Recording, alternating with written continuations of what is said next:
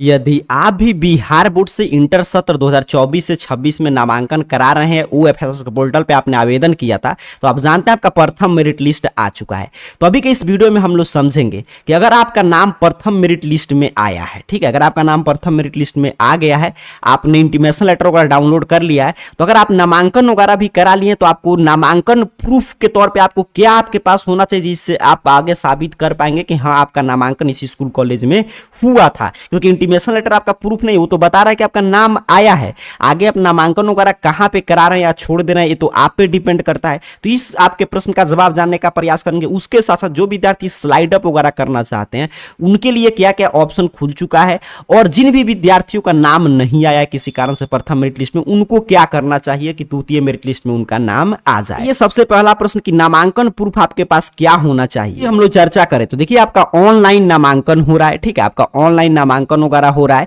और काफी जगह पे आपको एक ऑफलाइन फॉर्म भी दिया गया होगा, उसको भर के आपको देना था 11th एडमिशन में। काफी जगह फॉर्म वगैरह नहीं भरवाया जाता है तो वो तो कुछ ज्यादा महत्व का नहीं होता है नामांकन, आपका जो फॉर्म होता है वो तो अगर वो आप भरे होंगे और आपका अगर आप में ऑफलाइन नामांकन हुआ होगा और आपको अगर वो लोग रिसीविंग दिए होंगे, इस तरह रिसीविंग कार्ड कर जिसमें लिखे होंगे कि आपका इस संकाय से नामांकन हुआ है, आपका रोल नंबर क्लास का इतना है, तब समझिए आपके पास वही प्रूफ है, ठीक है। तो नामांकन प्रूफ अगर आप नामांकन करा लिए हैं तो आपके पास क्या क्या होना चाहिए, तो नामांकन प्रूफ पहला तो ये हो गया कि आप में अगर ऑफलाइन प्रक्रिया चल रहा है तब आपके पास वो लोग जो आप रिसीविंग वगैरह दिए होंगे आपको वो लोग कि आप नामांकन आपका हो गया, तो आपके पास अगर रिसीविंग होगा तो समझिए आपके पास वही नामांकन प्रूफ है। और अगर आपके पास मान लीजिए रिसीविंग वगैरह नहीं है तब देखिए आपके पास अगर ऑनलाइन प्रक्रिया से आप में नामांकन हो रहा है तो आपके पास जो भी आपका रजिस्टर्ड मोबाइल नंबर होगा जो नामांकन के लिए अपने कॉलेज में आप दिए होंगे उस पर इस तरह मैसेज आया होगा। जैसे देखिए एक छात्र का यहाँ पे मैसेज आया, इसका नामांकन हो गया तो आपका यहाँ पे रेफरेंस आईडी होगा, यहाँ पे बारकोड नंबर है वो दिया होगा और यहाँ पे लिखा होगा कि your admission is updated into, जैसे इस छात्र का हुआ है TP Verma college Narkatiaganj college में,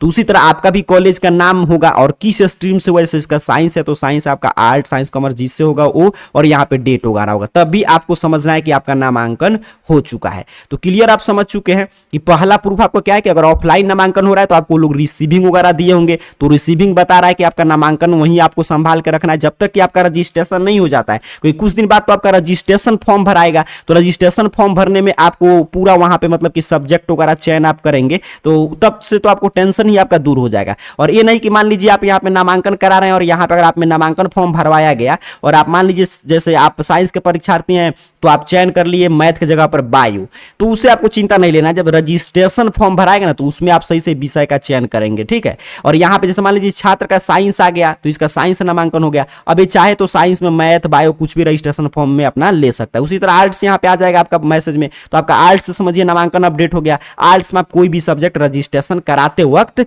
चुन सकते हैं, तो सब्जेक्ट को लेकर आपको ज्यादा चिंता लेने रहा है, इसलिए यहाँ पे सब्जेक्ट वगैरह का मैसेज नहीं आएगा। तो दो प्रूफ हो गया, नामांकन हुआ तो ऑफलाइन अगर रिसीविंग मिल गया होगा तो और अच्छी बात है, नहीं मिला होगा तो आपका रजिस्टर्ड मोबाइल नंबर पर भी इस तरह मैसेज आ जाएगा और ये मैसेज आपके नामांकन होने के 24 घंटा में आ जाता है जैसे ही OFSS के पोर्टल पे आपका नामांकन अपडेट होता है। तो ये दो प्रूफ हो गया, तो आप समझ चुके हैं नामांकन प्रूफ आपके पास यही है और कुछ दिन बाद रजिस्ट्रेशन का शुरुआत होगा तब तो आपके पास पूरा रजिस्ट्रेशन हो जाएगा, तो समझिए आपका नामांकन पूरा अपडेट हो गया, आपको पता चल जाएगा कौन कौन सा सब्जेक्ट है 11th में। अब स्लाइड अप वगैरह की बात करें तो देखिए जिन भी विद्यार्थी का 1 नंबर वाले कॉलेज में चयन हुआ है, क्लियर समझना है, या 2 नंबर वाले कॉलेज में आपका नाम आया है और आप स्लाइड अप करके चाहते हैं कि पीछे नीचे की तरफ जाना 5वें 6ठे नंबर के कॉलेज में, तो आप नहीं जा सकते क्योंकि इसका नाम है स्लाइड अप, ऊपर की तरफ आप स्लाइड कर सकते हैं। अर्थात कि अगर आपका नाम 5वें 6ठे नंबर कॉलेज में आया है, आप पहले दूसरे में कराना चाहते हैं नामांकन, तब भी आप स्लाइड अप कर सकते हैं, क्लियर है। और आपका नाम वगैरह अगर नहीं आया तो स्लाइड अप का मौका नहीं मिलेगा, अर्थात कि ऊपर से 1 से लेकर आप चाहे कि 6ठे 7वें नंबर पे आपका नामांकन तो नहीं होगा,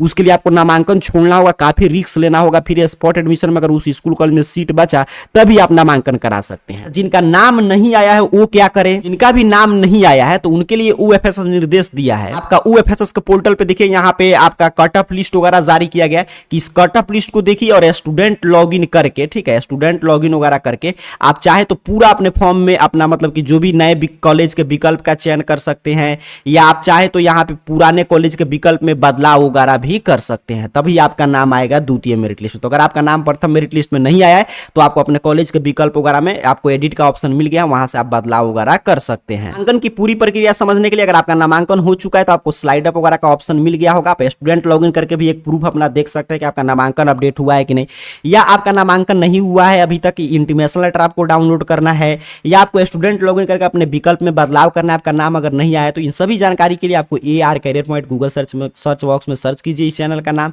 और यहाँ पे arcareerpoint.com वेबसाइट आएगा, इस पे क्लिक कर दीजिए। आपके सामने ऑफिशियल वेबसाइट इस रूप में ओपन हो जाएगा। और यहाँ पे एडमिशन कैटेगरी में आइएगा तो 11th एडमिशन के मेरिट लिस्ट का यहाँ पे देखिए पोस्ट मिल जाएगा। सिंपल सा आपको इस पोस्ट पे क्लिक कर देना है। यहाँ पे तमाम पोस्ट है, अगर नामांकन नहीं कराएं तो क्या क्या डॉक्यूमेंट्स लेकर जाना होगा, पूरा जानकारी है। तो इस पे क्लिक कीजिएगा, आपके सामने देखिए एडमिशन को लेकर एक एक जानकारी यहाँ पे ओपन कर देगा। यहाँ पे प्रथम मेरिट लिस्ट में कब तक नामांकन का तिथि है, यहाँ पे द्वितीय मेरिट लिस्ट आएगा तो यहाँ पे सभी जानकारी आपको अपडेट मिलेगा। यहीं पे नीचे की तरफ आइएगा तो यहाँ पे आपको सीधे लिंक है, फर्स्ट मेरिट लिस्ट में डाउनलोड करना है तो आप देख सकते हैं। कट ऑफ मार्क्स यहाँ से देख सकते हैं। स्टूडेंट लॉगिन यहाँ पे बनाया तो इस पे स्टूडेंट लॉगिन करके अगर आपको कुछ भी बदलाव करना है, आपका नामांकन अपडेट हुआ कि नहीं, तो यहाँ से भी आप चेक कर सकते हैं। उम्मीद कर रहा हूँ इंटर नामांकन को लेकर आपके मन में जो भी प्रश्न चल रहा था कक्षा 11वीं में नामांकन को लेकर, उन सभी प्रश्नों का जवाब इस वीडियो में मिला है। और कोई जानकारी चाहिए तो नीचे कमेंट बॉक्स में जरूर बताइएगा। बाकी जानकारी arcareerpoint.com वेबसाइट के एडमिशन कैटेगरी से आकर आप सभी अपडेट पा सकते हैं। आप सभी को बहुत बहुत धन्यवाद।